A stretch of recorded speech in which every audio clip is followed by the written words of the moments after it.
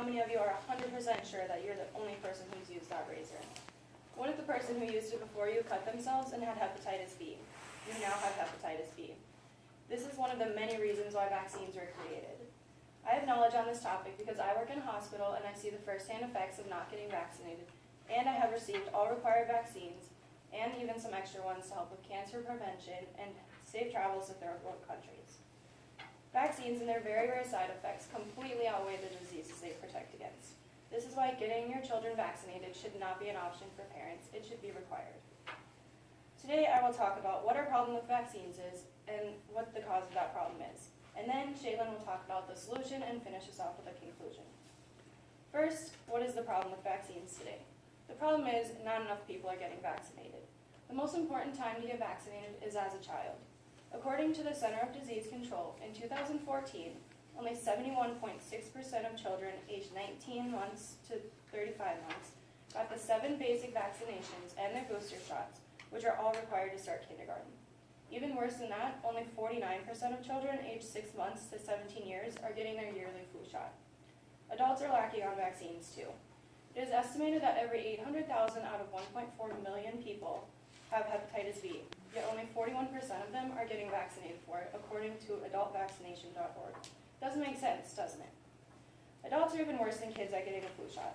Only 31% of adults are getting it, and consider that 9% of those people work in healthcare and are required to get it. Next, I'm going to talk about the cause, or why people think getting vaccinated is a bad thing. A very large reason of why people are not getting vaccinated is due to false information. The autism study is a very large part of these rumors. As many of you know, there was a research study done in 1997 to see if there was a direct correlation between the MMR vaccine, which is measles, and autism. False reports were filed saying that there is a relationship between the two. In 2004, there was a lawsuit, according to historyofvaccines.org, against the company who published these results. Even though the reports were found as false, many people still believe them. This has caused a very large dilemma in the United States. For proof during their lawsuit, they went back and compared the results that were published and the results that were real. They were completely different. According to autismspeaks.org, to totally disprove the relationship, they took the so-called disease-causing agent out of the vaccine to see if autism rate changed, and it didn't change at all. So next, Shalyn will tell you about the solution and finish us off with our conclusion. Thanks, Amanda. Our solution is to get people vaccinated. Vaccination is very safe and it is very effective. Many people seem to believe that doctors just decide to pull this vial of poison out of nowhere and vaccinate children. Believe it or not, vaccines are only given after they have undergone extensive research by many medical professionals. They will provide a little discomfort, such as pain and redness at the injection site. This type of pain is very minimal compared to the pain and trauma that the diseases cause in the long run.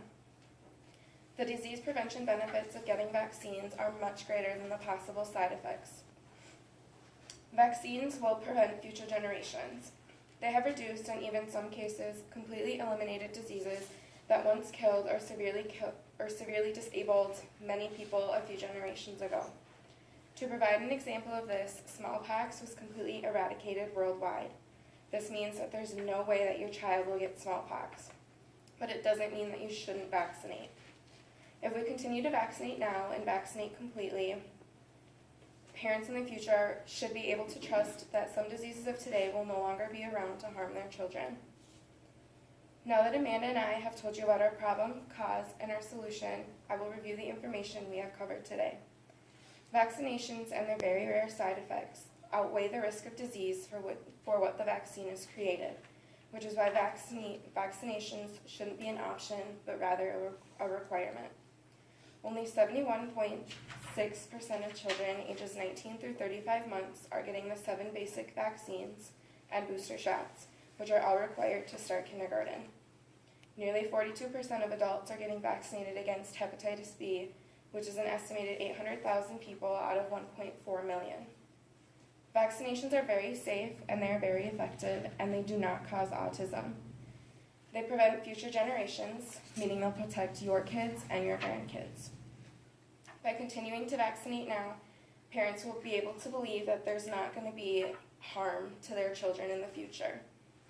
Coming from two people who have received all the vaccines and many others because we have gone outside of the United States, we believe that it is extremely important for all people to receive their vaccines. Maybe it is time that the United States says, don't face a fine, get your shots on time.